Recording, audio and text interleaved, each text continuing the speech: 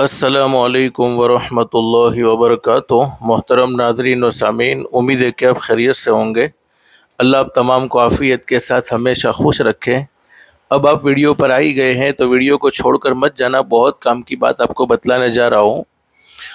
कुछ दिन पहले आपके सामने मैंने एक बात रखी थी कि किसी को कर्ज़ देने का सवाब बहुत ज़्यादा है। अगर आपने वो वीडियो नहीं देखी है तो ज़रूर देख लेना, उसका लिंक आपको डिस्क्रिप्शन में मिल जाएगा इंशाअल्लाह।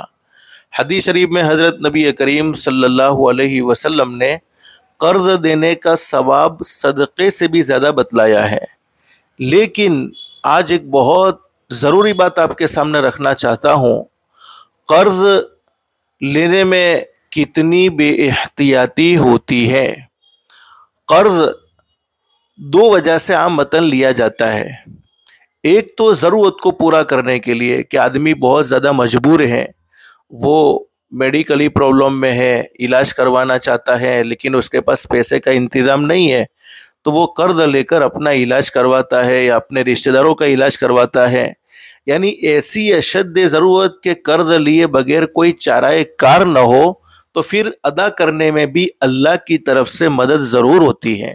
अल्लाह पाक ज़रूर उसकी मदद फरमाते हैं। शर्त यह है कि अच्छी नीयत हो और अदा करने की नीयत भी हो और उसमें आदमी मेहनत भी करता रहे। लेकिन दूसरी वजह कर्ज़ लेने की, बहुत से लोग शौक़ पूरा करने के लिए कर्ज़ लेते हैं। जेब में पैसा नहीं होता लेकिन मोबाइल वीआईपी चाहिए, जेब में पैसा नहीं होता लेकिन गाड़ी वीआईपी चाहिए। बहुत से शौक़ पूरे करने के खातिर कर्ज़ को लेते हैं, अपने आप को वीआईपी दिखलाना चाहते हैं। लेकिन याद रखो नाज़रीन व सामीन, अगर कर्ज़ शौक़ के लिए लिया जाता है, यानी कोई ज़रूरत नहीं है लेकिन शौक़ पूरे करने हैं, तो फिर ऐसे कर्ज़ अदा करने में अल्लाह की तरफ से कोई मदद नहीं होती है, बल्कि इंसान दिन ब दिन कर्ज़े में डूबता ही चला जाता है। और हदीस शरीफ में हज़रत अक़दस नबी करीम सल्लल्लाहु अलैहि वसल्लम का ये मामूल बयान फरमाया है।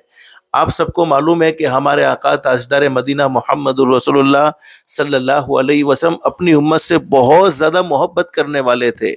जितना माँ को अपने दूध पीते बच्चे से मोहब्बत होती है, उससे भी कई गुना ज़्यादा मोहब्बत करने वाले हमारे आका ताजदार मदीना मुहम्मदुर रसूलुल्लाह सल्लल्लाहु अलैहि वसल्लम अपने उम्मती से थे।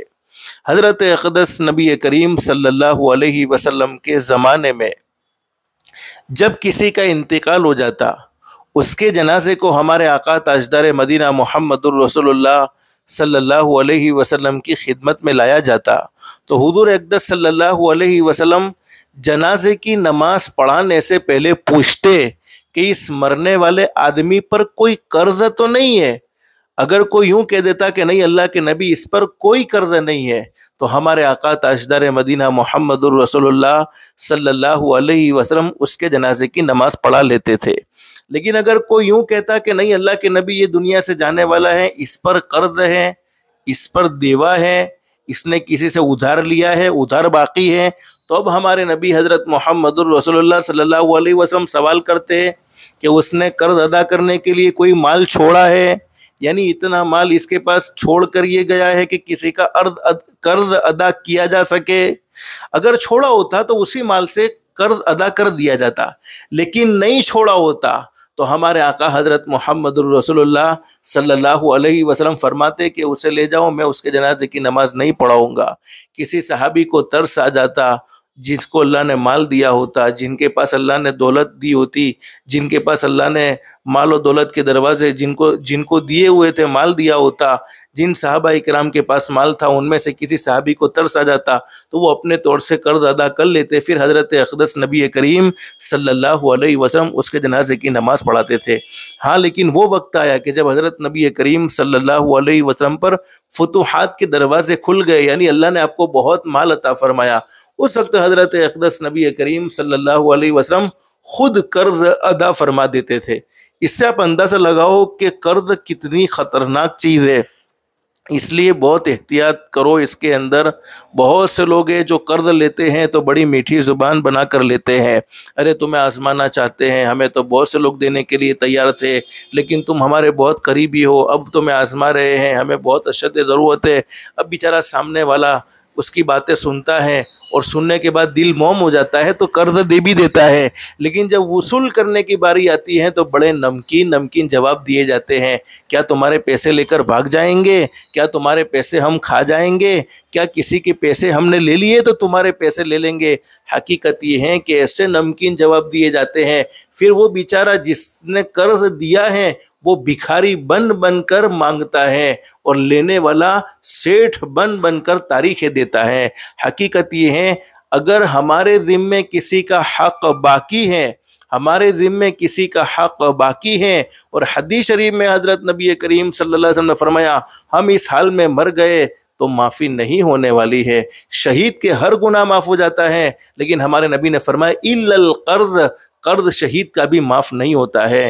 اس لیے ناظرین و سامعین، قرض دینے کا ثواب تو بہت زیادہ ہے کہ ہم کسی کی ہیلپ کر دیں، لیکن لینے والوں کو یہ سوچنا چاہیے کہ انہوں نے غلط نیت سے لیا ہے، غلط ارادے سے لیا ہے اور شوق پورا کرنے کے ارادے سے لیا ہے، پھر اس کا وبال بہت خطرناک ہوتا ہے اور وہ دنیا کی زندگی میں بھی پریشان ہو جاتے ہیں، اور آخرت کا وبال تو اللہ حفاظت فرمائے، اللہ حفاظت فرمائے، اللہ حفاظت فرمائے۔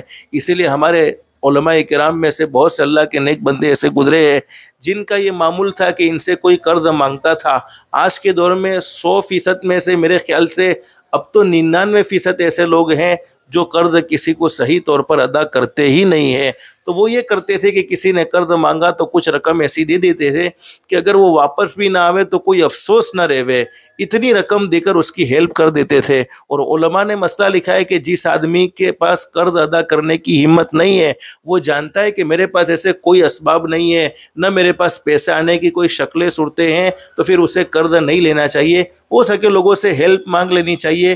اللہ نے جسے توفیق دی وہ ضرور اس کی ہیلپ کر دیں گے، لیکن قرض لینے میں بے احتیاطی نہیں ہونی چاہیے۔ تو میں نے یہ بات آپ کے سامنے ضروری سمجھی رکھنا، اس لیے آپ کے سامنے یہ بات پیش کر دی ہے۔ گزشتہ ویڈیو میں نے آپ کو بتلایا تھا کہ قرض دینے کا ثواب بہت زیادہ ہے، لیکن لینے والوں کو احتیاط کرنے کی بہت زیادہ ضرورت ہے۔